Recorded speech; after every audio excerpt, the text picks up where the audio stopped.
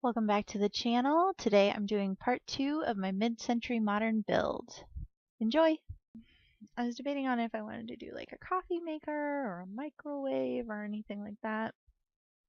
I honestly don't use those appliances really when I'm playing The Sims, so I kind of got rid of all that. I do eventually put like this is a tray for drinks. Um, and I think it did like paper towels or something. That's when I realized I didn't have a sink yet. So I went and tried to find a sink. I was trying to find one that was like unbreakable, but I don't think that exists. So I put in that, and then I was gonna put paper towels next to it, but then I didn't like that, so I scrapped that, and I end up moving the drink tray over that way. Oh, this was the pots and pans. I was trying to make that work too, and I hated it. So, and then I moved my stuff around because I like the sink to be in front of a window in real life, and so I want that for my Sims. Because if you're sitting there washing dishes by hand for hours and hours, why not have a pretty view? And I was still trying to make the pots and pans above the stove work, and it wasn't going to happen. So I did experiment with different ways to divide up that room. Sorry, that's watching myself do it. Uh, and I decided I didn't like the half walls that were available, so I ended up using like a little room divider screen thing that you saw for a second earlier. Oh, it was just so heavy and big. This is what I end up using, and I linked like 2 or 3 of those to get 2. And I thought it kept it all one room, and it ties in really well with the kitchen stuff, but it isn't like overpoweringly green. I was looking at a few others before I made my final decision. Um, and then I put like a little dessert thing in the corner there. But yeah, I like the style of it, and it reminded me of those like the motor hotels from like the 60s and 70s that were so popular, like what you see in Psycho, basically.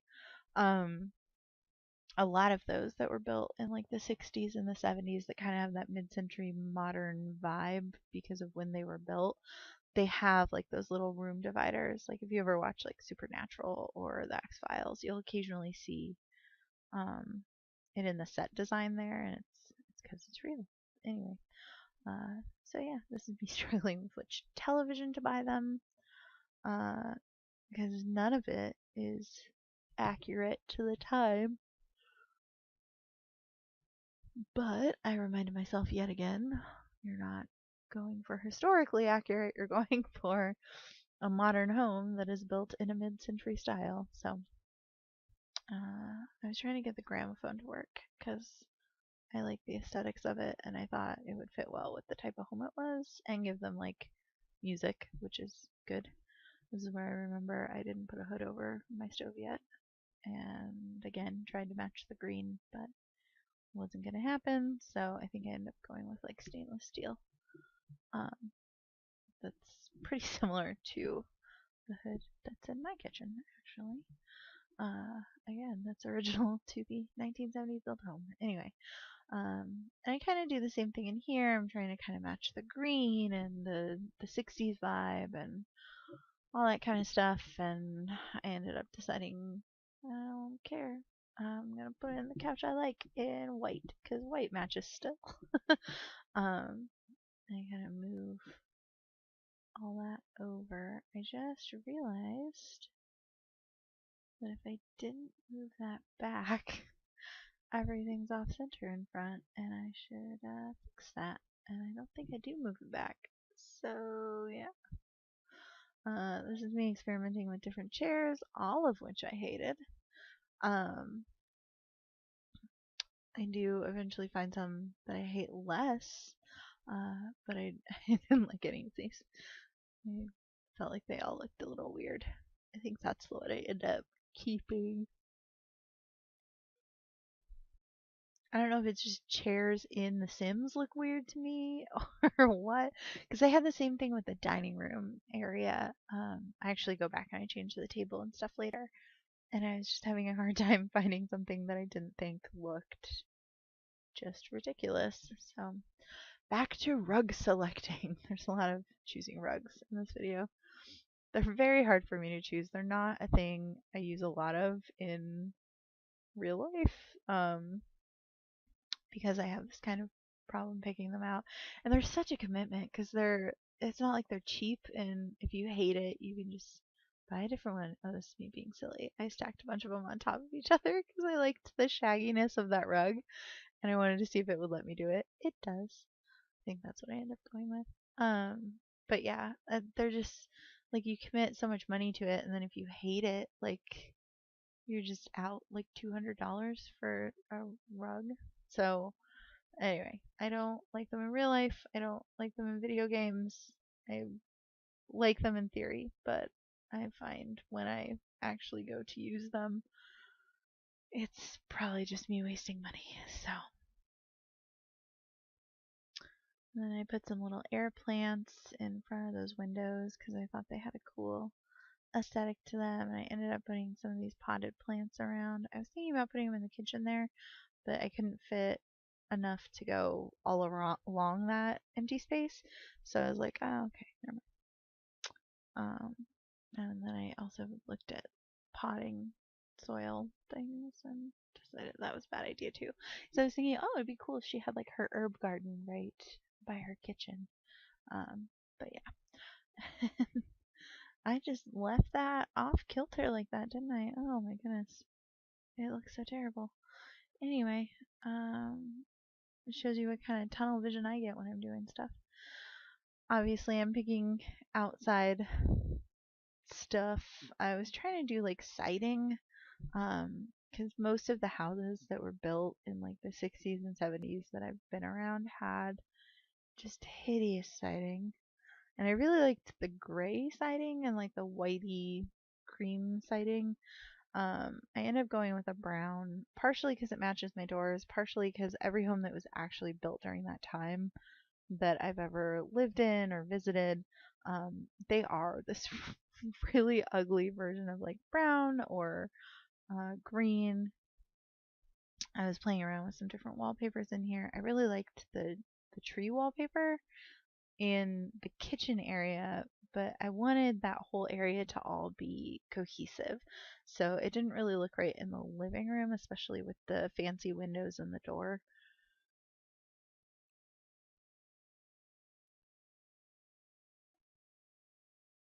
And now, oh, this is where I start playing with the half wall thing by the refrigerator. Because I like a little separation between the living room and the kitchen there, like where you can't see. It was like a barbed wire fence, where you can't see the side of the refrigerator. It bugs me to see a side of a refrigerator. So what I ended up doing was putting in what's actually like fencing, but you know, up against that wall so that it covers the refrigerator, but like you can still kind of see it. Anyway, it's not so heavy looking. A lot of the stuff was really heavy looking. Um, and now I'm playing around with tiles. I ended up going with just like a plain white tile in the bathroom. But I decided I needed to move it because I didn't like the the setup as it was. So now there's that super claustrophobic door. And I was trying to put a plant next to it. It wasn't working. So then I put some more of those air plants in there, but I ended up putting I think just above the toilet. I think I experimented with, oh yeah, I looked at the two different colors and I decided I like the white. And I left it just above the toilet. Because that's where you want your plants, right above where you're doing your pottying. Anyway, on to the bedroom.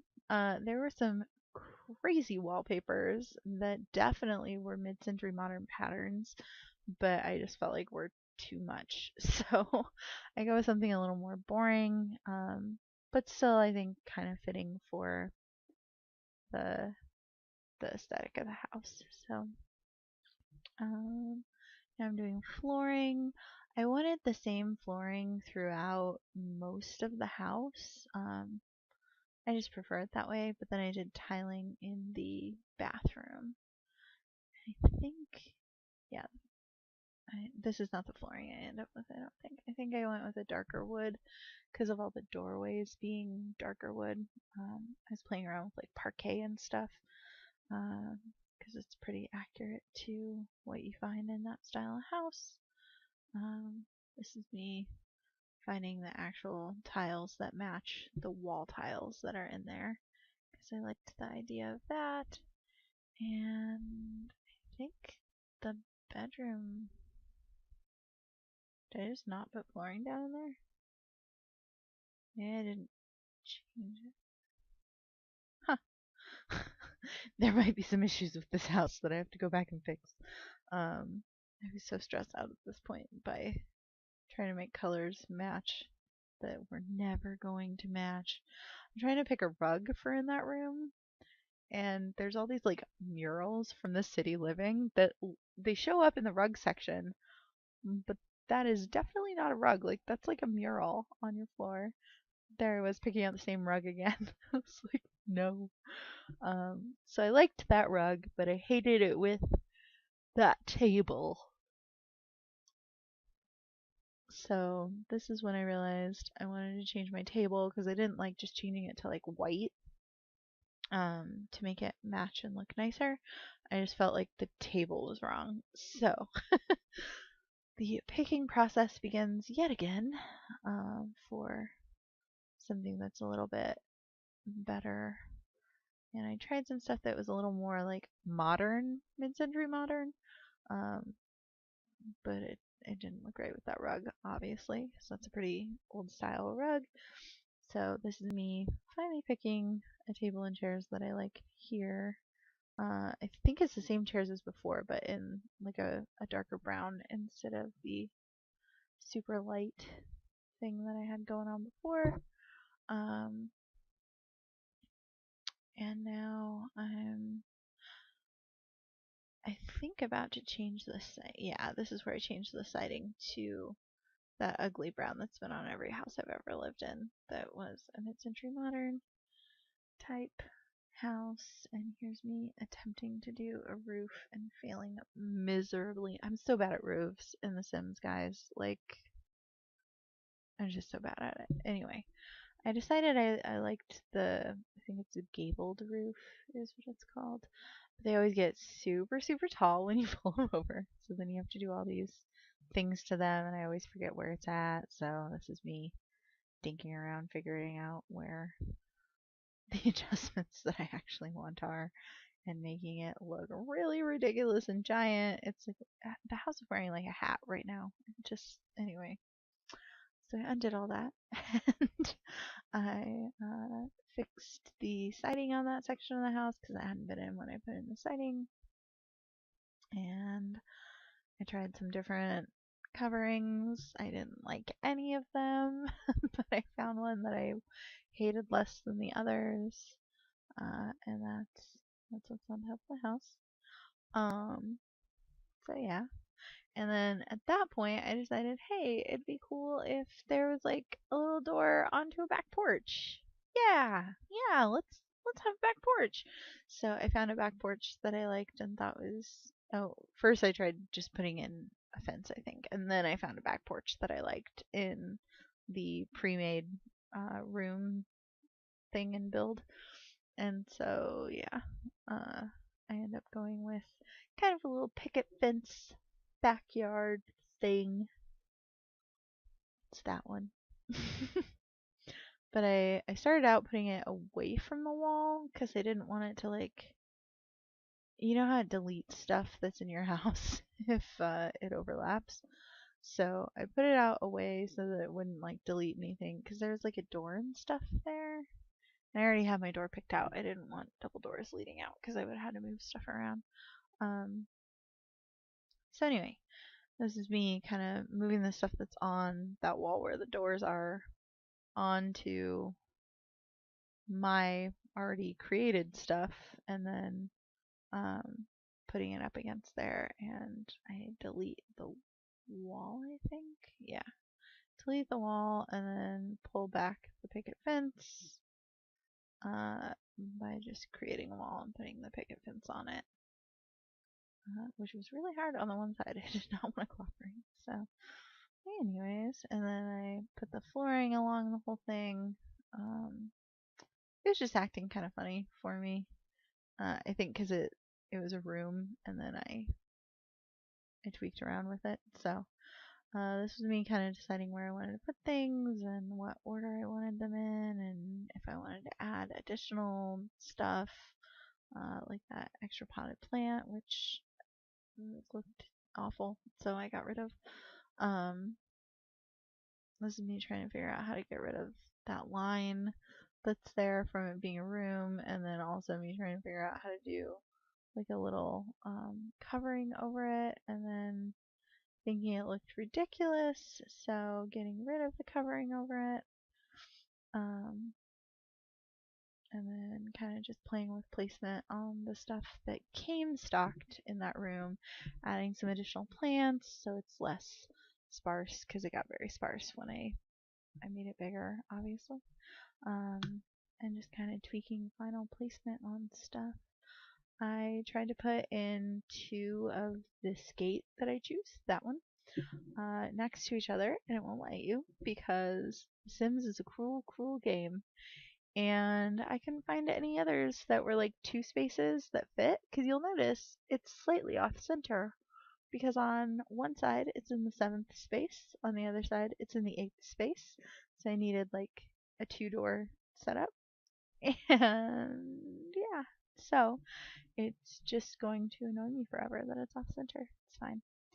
But yeah. So this is me trying to find a 2-space door that I can use and failing miserably. So giving up and just doing that, and continuing to not catch the fact that the front's all wonky. Anyway, that's it for today. I hope you enjoyed this video. I definitely enjoyed making it. I plan on making some more. I've got this mid-century modern house that we just built. I added a little fountain in back that's basically a pool. I didn't show that because it was pretty boring. But I also plan on doing like a really high-tech modern house, Victorian house, and like a New York City style brownstone or two. So yeah, that's kind of what's coming in the future of this series. So I hope you had a good time, and I'll see you next time.